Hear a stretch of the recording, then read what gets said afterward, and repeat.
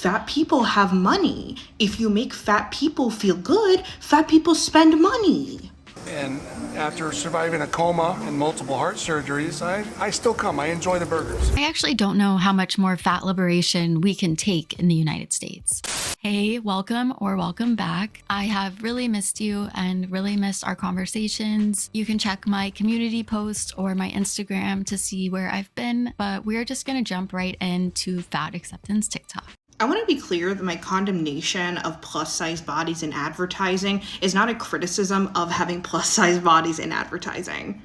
By that I mean, I think that it's generally good when there are fat bodies in advertising and in media in general.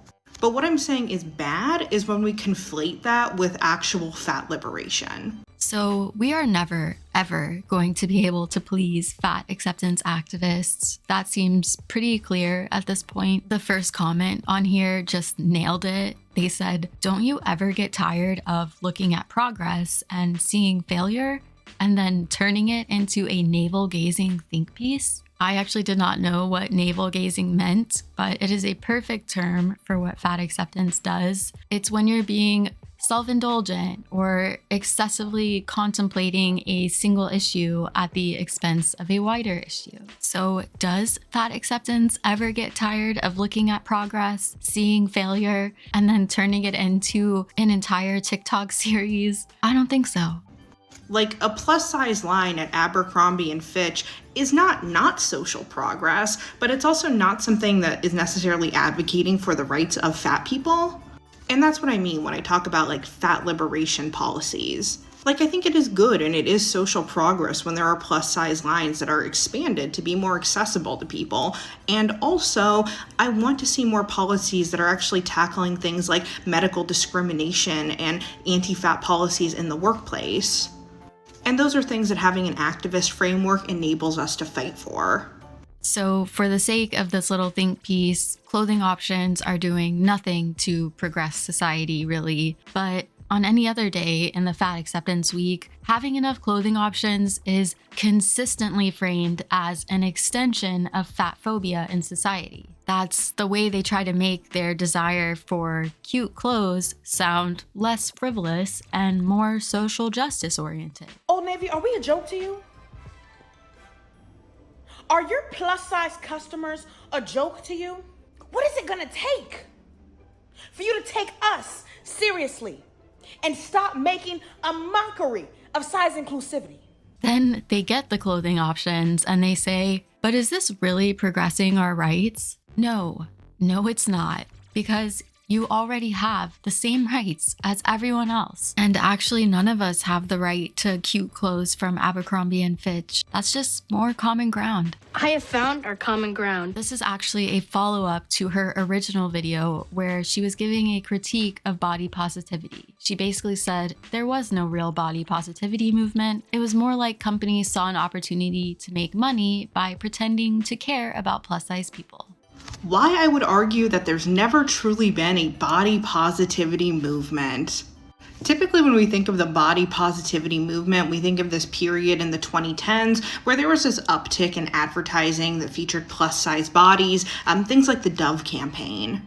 What I would argue is that that was a period when advertisers realized that capitalizing on the commercialization of fat bodies was profitable.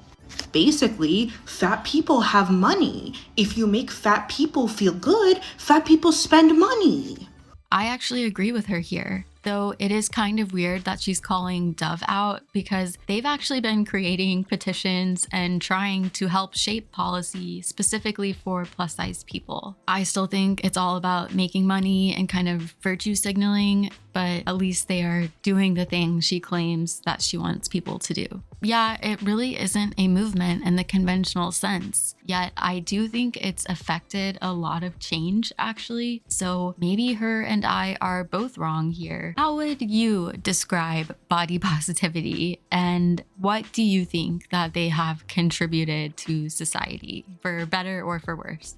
But there were no liberation roots in that, and that's why when advertisers realize that people are taking Ozempic and that heroin chic is back, that if we just pump that message out that thin is in, it doesn't matter. I don't see how we have not already achieved fat liberation, at least in the United States. We have McDonald's everywhere. We manufacture things like Twinkies and Ho-Hos. We make celebrities out of 600-pound people. The freaking heart attack grill exists. The heart attack grill might just be the end of you. Even though my cardiologist and my wife tell me not to come, and after surviving a coma and multiple heart surgeries, I still come. I enjoy the burgers. I actually don't know how much more fat liberation we can take in the United States. And there is still somehow an angry mob claiming that plus-size people are oppressed here. You can get as big as you want here, and the only actual things that you start becoming restricted from at a certain point are mostly privileges, not rights. Things like being able to ride all the rides at Disney. You've been dying to ride Space Mountain at Disneyland in California, but you weren't sure if you'd fit. That's not a right, that's a privilege. So basically, there were no teeth to it. There's no teeth to being like, this is what I look like in real life versus on Instagram. Fat liberation involves fighting for the rights of fat people, which people are doing, but not in the BoPo movement. Fat rights, quote unquote, already exist. They're just human rights. And Instagram versus reality, I think, is one of the best things that came from the body positivity movement. It might not be the glorification of obesity that I feel she wants, but other people experience body image issues as well. And it's a good reminder to see all of the doctoring and angles and lighting that is used to make people look a certain way on Instagram that nobody looks like in real life. This is your sign to get fat. This is your sign to get fat. It's actually not that bad. Like, all those skinny people, they don't want to feel like the minority. It's so strange what we are and are not allowed to say on social media now in 2024, almost 2025. Like, if I made a TikTok that said, this is your sign to get skinny, I'm pretty sure TikTok would ban me and probably send me resources for ED treatment. But if I encourage people to feed their kids donuts for breakfast or to argue with their doctors about weighing them, I would probably be invited to Switzerland to give a TED Talk like Tess Holiday just was. Oh, you guys in Switzerland know how to party. Because apparently these are supposed to be our role models now. It's actually not that bad being fat. First of all, we look better. No shade. Fat acceptance activists are always the first people to drag others for the way they look. Despite all of the movement's virtue signaling about how everyone is beautiful in their own way and we should all be valued for more than our physical appearances, blah, blah, blah, as soon as they interact with someone who does not yes queen them, that goes out the window.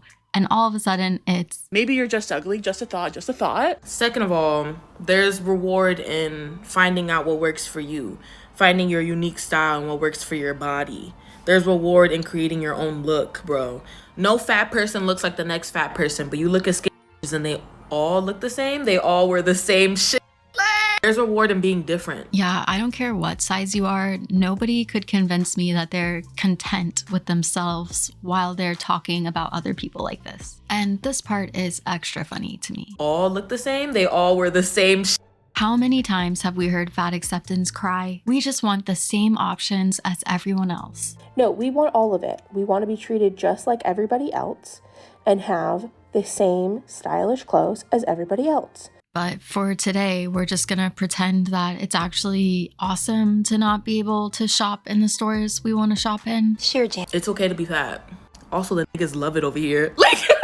So it's...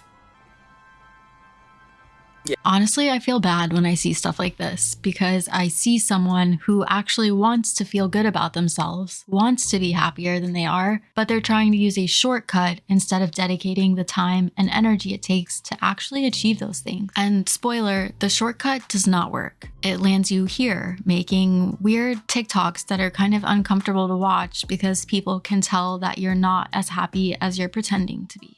Post Pilates with a PSA. Stop being fitness instructors if you hate fat people. The next person you might actually recognize, she is the coach who sells body positivity and also reads minds apparently.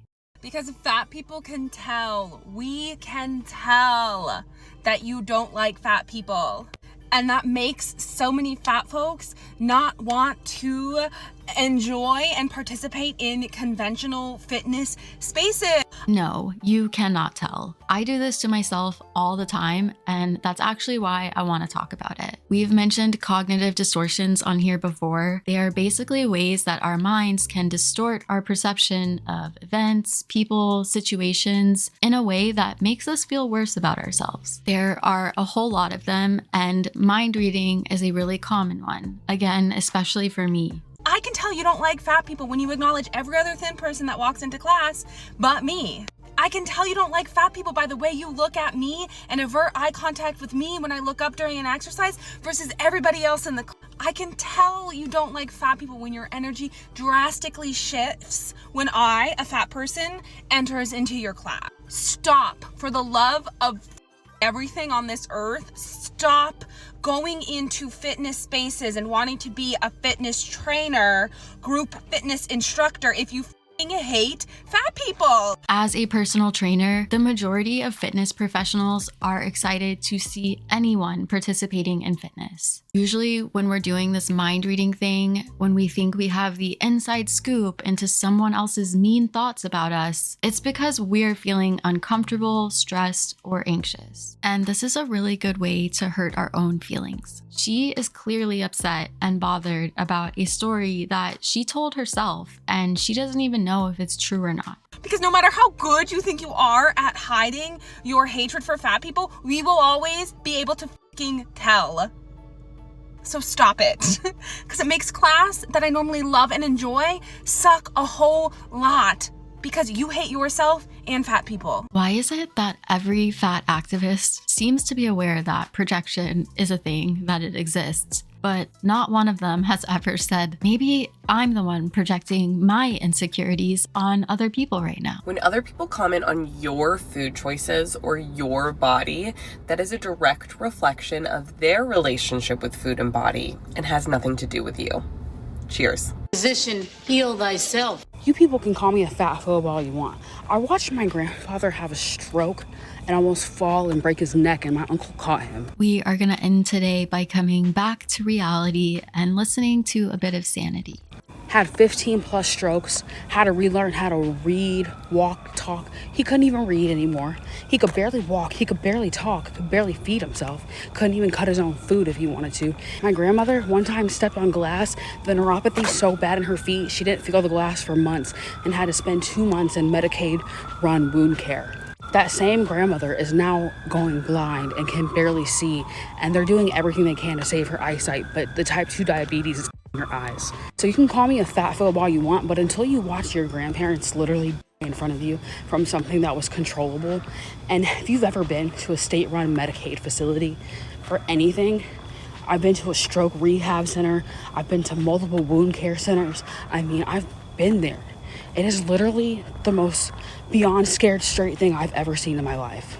Until you watch people have died in front of you from obesity, then you won't get it. But go ahead, call me a fat phobe all you want. Those are the kinds of experiences that I would not wish on anybody. I've had my fair share of them myself, and those are the experiences that have made me feel as passionate as I feel about health and wellness. It is why this channel exists, and no amount of misguided social justice warriors are going to convince me that neglecting your health is some kind of act of resistance and or progress. Good effort, though. Thank you for making it all the way to the end. If you're still here with me, please give the video a like if you enjoyed it, and subscribe if you are not already. Let me know your thoughts down below. And before I sign off, I just wanted to say I really appreciate the kind words that a lot of you left me under my community posts and on my Instagram. I feel very fortunate to have the community that I have on here. So thank you very much, and we will talk again soon. Everyone take care until then. Bye.